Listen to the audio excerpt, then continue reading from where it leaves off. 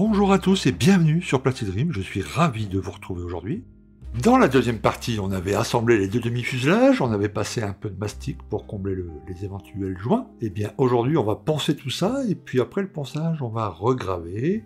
On va préparer une surface absolument impeccable. Je vous rappelle que l'appareil va être entièrement en métal, donc il faut vraiment que ça soit nickel. On ajoutera ensuite les différents panneaux pour terminer le fuselage. Pour réaliser cette étape, il vous faudra des bâtons de mousse de différents grains, du plus gros au plus fin. Vous pourrez également utiliser cet outil, qui est un outil, c'est Flexifil qui fait ça. Vous trouverez ça sur le site de Passion 32, vous voyez, il n'y a pas de souci.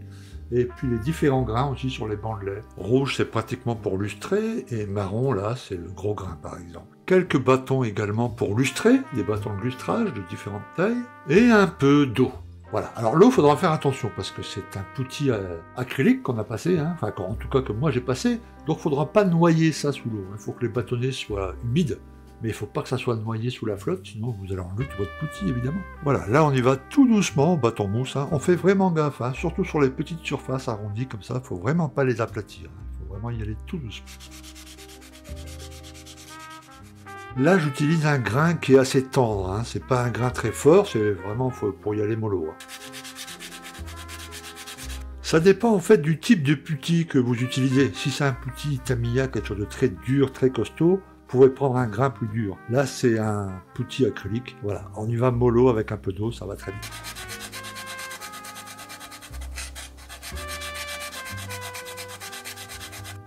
De temps en temps, on essuie avec un sopalin humide pour avoir une nette vision de la progression.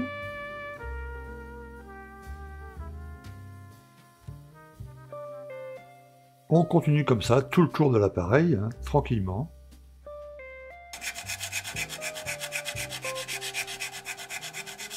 Tout le dessus a été fait, hein, avec les petits bâtons mousse. Les traits blancs que vous voyez là, ce sont des petites lignes de structure qui sont légèrement bouchées. On va les déboucher après. Pour l'instant, on s'en occupe pas. Ce qui est important, c'est de bien s'occuper de la ligne de jointure. Voilà. La longue ligne là, qui court tout le long. Les petits traits bouchés, ce n'est pas très grave. On va s'en occuper après. On humidifie légèrement la surface et puis on va faire le dessous maintenant avec l'outil le Flexifil, là.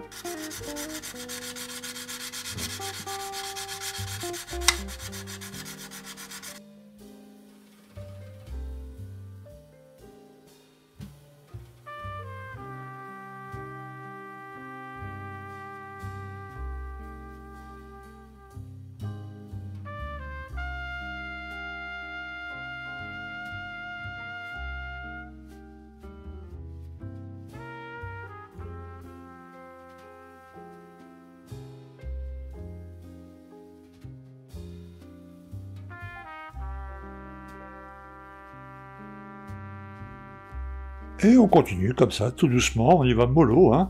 Au fur et à mesure qu'on travaille, si par exemple on voit qu'il y a un petit trou, on a oublié un petit peu de mastic, on remet un peu de mastic, on attend le lendemain, et puis roule, on recommence.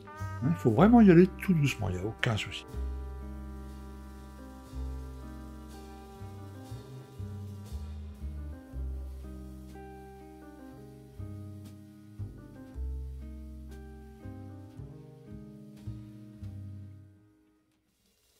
Voilà, c'est terminé pour moi, j'ai poncé tout le tour, donc vous voyez, ça prend un peu de temps, c'est un peu salissant, hein, comme vous le voyez, il y en a partout, hein. Mais voilà, en faisant ça tout doucement, vraiment, il n'y a vraiment aucun souci, hein, c'est à la portée d'un débutant, hein, il n'y a pas de problème.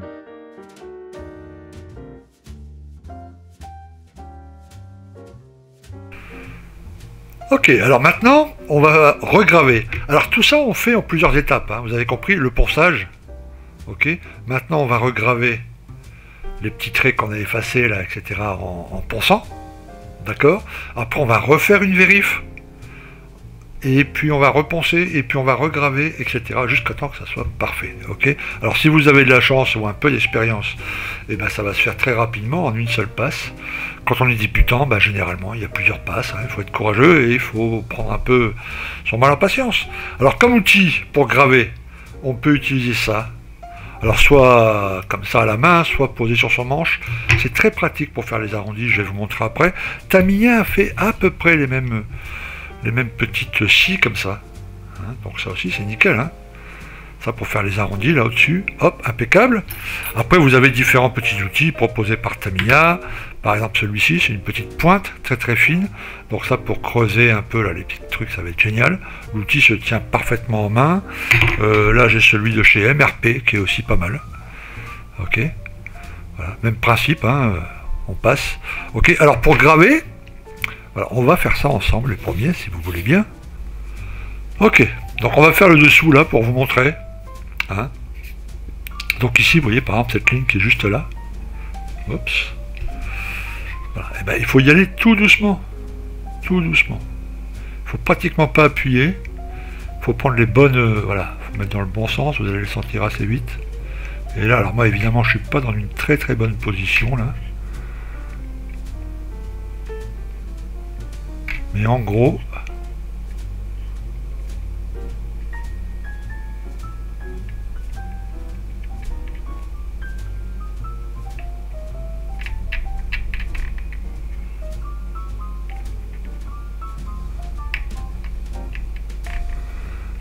voilà, il faut y aller tout doucement au début.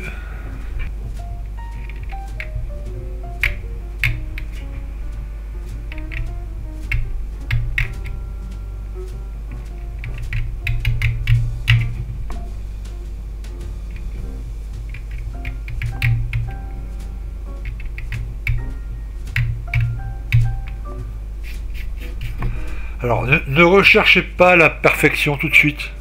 Après, on va passer un peu de colle Tamiya qui va faire fondre dedans les petits scories là. Alors, ne recherchez pas immédiatement une ligne absolument impeccable.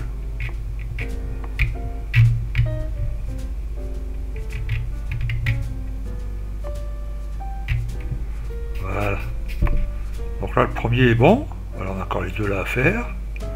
Et puis voilà, on continue comme ça tout le long, tout le tour du fuselage. Et vous verrez que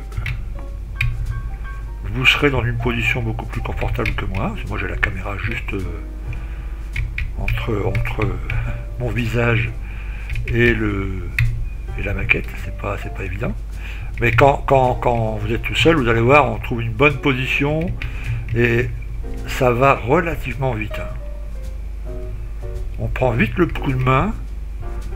On comprend qu'au début il faut tracer sans vraiment appuyer, et puis hop, petit à petit on comprend la limite de ces outils, etc. et ça va tout seul. Ok, alors quand on a fini ces gravures, pour nettoyer un peu,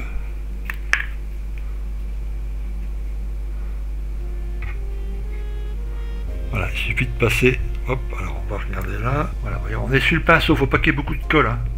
Le pinceau est vachement essuyé, hein. Voilà, le pinceau va faire fondre, la colle va faire fondre tous les petits scories là. Vous voyez, il est presque sec mon pinceau. Hein.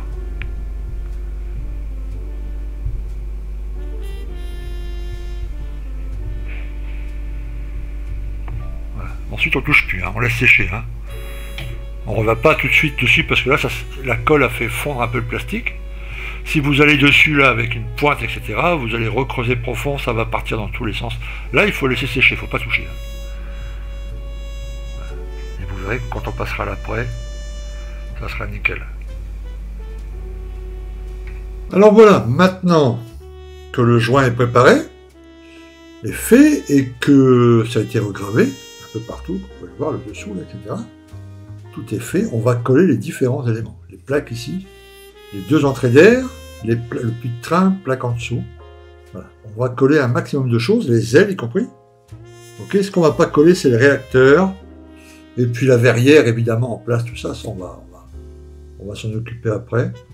Mais on va coller les différents éléments. Ok, donc le voilà monté, les copains. Le voilà monté.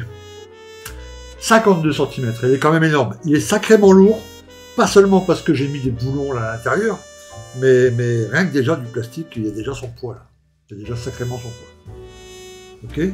Donc là, j'ai tout monté, sauf la petite tuyère ici, les roues, les trappes de train, différentes petites antennes, la casquette, la verrière. Ça, je vais le faire à part.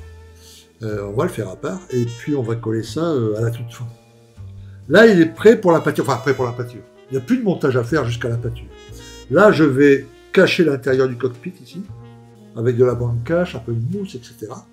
Ok, je vais après tout nettoyer, entièrement l'appareil, hop, y compris le dessous, ok, Voilà, là j'ai tout pensé, machin, j'ai tout vérifié, impeccable. Hop. Alors, que je sais qu'il y en a qui ont demandé pour le jig, etc. C'est pas obligatoire le jig. Ça facilite les choses. Mais ça ne peut pas vous empêcher de réaliser ce montage. Ok ? Vous pourrez très bien...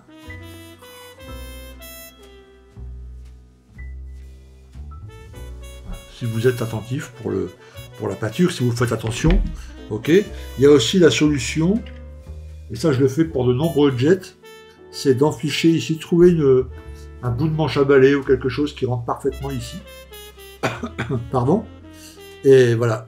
L'enficher ici, que ça sort, et le tenir par là quand vous le peignez. Ok. Alors moi j'ai ce jig là, c'est un jig 32. Je vais l'utiliser puisque je l'ai. Voilà. Ok. Mais là encore, ça va être quelque chose. C'est vraiment pour travailler quand je le nettoie, mais quand je vais le peindre, surtout les surfaces métal, il faut vraiment faire attention aux endroits là où l'appareil est posé sur le jig. Ok. Donc là, je veux vraiment mettre la peinture pas sur le truc. Et je vous montrerai ça. Je vous montrerai ça. Il faut vraiment faire attention. Ok. Et ensuite, bien laisser sécher avant de le retourner et faire de l'autre côté. Et là, de toute façon, je vais être obligé de... Parce que pour le retourner comme ça, sur le jig, ça va pas être pratique pour la peinture. Donc je vais quand même être obligé de trouver un système, trouver un bout de manche à balai, je dois avoir ça là, pour le tenir comme ça, et puis ça sera quand même plus facile. Ok. Pour l'instant, le nettoyage. Donc nettoyage facile, de l'alcool iso, propal, machin là. Ok. Un petit peu de sopalin, un pinceau, et puis on frotte partout. Ok. Avant, on peut prendre de l'aérographe, mettre la pression à mort, monter au maximum de votre compresseur, rien mettre dans l'aérographe que de l'air. Hein. Ok. Et puis passer partout pour enlever vraiment toutes les petites poussières, les petits bouts de plastique qui seraient encore là. Ok. Et après, isopropanol, machin, tout doucement, les petites surfaces, on fait attention partout, que ça soit propre. Une fois que c'est fait, ça, on ne touche plus à l'appareil. Quand on le touche, on prend à l'intérieur, on prend la pointe, on ne le prend plus à pleine main, parce qu'on a toujours les mains grasses de toute façon. Donc il faut faire attention. Et puis là, on va passer une couche d'après noire. Là, ça va être la première couche de vérification. Ça ne veut pas dire qu'on va mettre en peinture métal tout de suite, parce que une fois qu'on aura fait tout l'après noir, on va vérifier sur l'appareil qu'on a bien fait le joint et tout ça. On va vérifier toutes les petites plaques, on sait ce qu'on a collé. Là, j'ai collé ça là. Les pièces s'ajustent plutôt bien, il n'y a pas de problème. Okay, mais on va quand même bien vérifier. S'il y a une erreur, on a oublié un truc, remastic, reponçage, okay, recoup d'après, jusqu'à temps que ça soit impeccable. Voilà. Donc voilà, si vous avez l'habitude, après avec l'expérience, on arrive vraiment à y arriver du premier coup, ou quelquefois du deuxième coup, mais enfin, en général du premier coup. Quand on est débutant, bah, des fois on y revient 2 fois, 3 fois, 4 fois, ça arrive. Alors on m'a posé des questions, on m'a demandé est-ce que quand on a passé comme ça une première couche après, qu'on se rend compte d'une erreur, qu'il faut repasser un peu de mastic, est-ce qu'il faut poncer d'abord, remettre le plastique à nu? Non. On passe le mastic sur l'après noir, okay, on laisse sécher, on reponce et on repasse le mastic. On renettoie évidemment d'ailleurs la poussière et tout ça. Hein, parce que le métal, votre ennemi, c'est la poussière. Okay. Voilà. En tout cas, c'est un sacré engin. Je l'imagine déjà dans la vitrine avec l'échelle jaune là, et puis je vais essayer de trouver un Jomar, une figurine, un pilote quelque part. C'est quand même un sacré engin, on se rend compte dans la réalité là. Parce que bon, vous voyez, un 32, le bonhomme il doit être comme ça. On se rend compte de la taille du truc. C'est phénoménal, quoi. On fait plus des avions comme ça, c'est terminé. Hein. Ouais. Maintenant, des avions comme ça, c'est des bombardiers russes ou encore des longs appareils. Mais pour un seul bonhomme, un bazar comme ça. Voilà. Ok, très bien, parfait. Alors, voilà la fin de l'épisode 3, voilà où on en est pour l'instant. Ok, tout est prêt pour passer l'après. Pas compliqué. Voilà. Je vous conseille de vraiment faire attention, de vraiment préparer avant la mise en après, de réfléchir à la façon dont vous allez tenir, on en a parlé tout à l'heure, votre fuselage. Okay, voilà. Alors moi, j'ai cette partie-là, j'ai ce jig, où je vais pouvoir un peu bosser dessus. mais j'ai également préparé ici. Vous voyez? Voilà, j'ai préparé ça. Pour ça, je vais pouvoir le tenir. Pendant que je peins, je vais pouvoir le tenir ici. Ok. Et ensuite, pour le poser, je ne pourrais pas au tout début, pendant une bonne demi-heure, le poser comme ça, sinon il va y avoir des traces. Donc j'ai prévu ça. Ok, c'est un petit étau. Hop, je vais le caler ici, comme ça.